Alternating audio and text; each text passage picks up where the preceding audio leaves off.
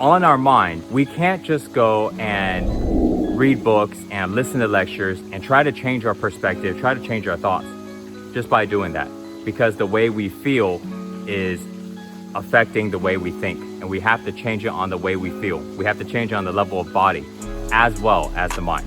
That's why just doing mind alone doesn't transform our mind. And the reason why it can transform our mind is because what I said earlier, we need to have focus to go after what we want. We need to have clarity to go after what we want.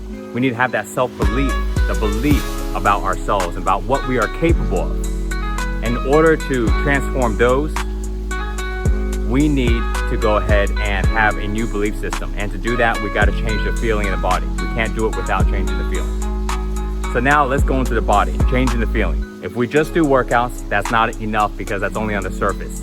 We got to go deeper. So this way we can change the foundational level, the feeling in the body. Okay, changing that foundational level is the emotions. All right, so now let's go into the next thing, which is how do we go ahead and now change at the level of emotions in the body, so this way we can transform the thoughts. This is how you do it. Feel. We gotta feel inside the body so we can go deep enough. We gotta go feel beyond the contractions of our muscles when we exercise, beyond just the tension when we are stretching. We gotta go deeper. And as we go deeper, we start to connect to the emotions that are inside the body. When we connect to the emotions inside the body, that is the foundation in which the body is feeling on a regular basis. When we connect to that, we can now release whatever is there. And as it releases, the way we change on a foundational level changes. So when we do that, simultaneously with the level of thoughts, simultaneously as we are changing thoughts, that is how we create the transformation. If we do it one independently and then we do the other one independently, it's not as effective. Because when the body is changing in the way it feels, when it's releasing, the mind is shifting at the same time. It's not that one's just happening and nothing is happening on the other. They're both changing at the same time.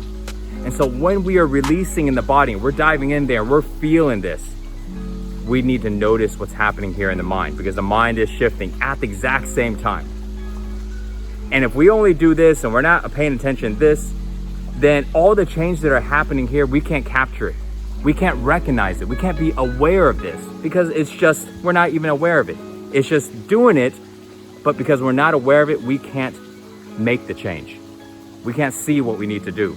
So as we are changing it here in the body and feeling in the body, we are changing on a level of mind by finding out what is the beliefs that I have, what are the judgments that I have, what are the stories that I have that has been keeping me trapped. And so these both are being undone simultaneously. This approach here is what allows transformation, real transformation to occur. Without doing this approach, and we're just doing a little bit of body here, we're doing some mind here, then we do body here, we do mind here, the results will always be temporary.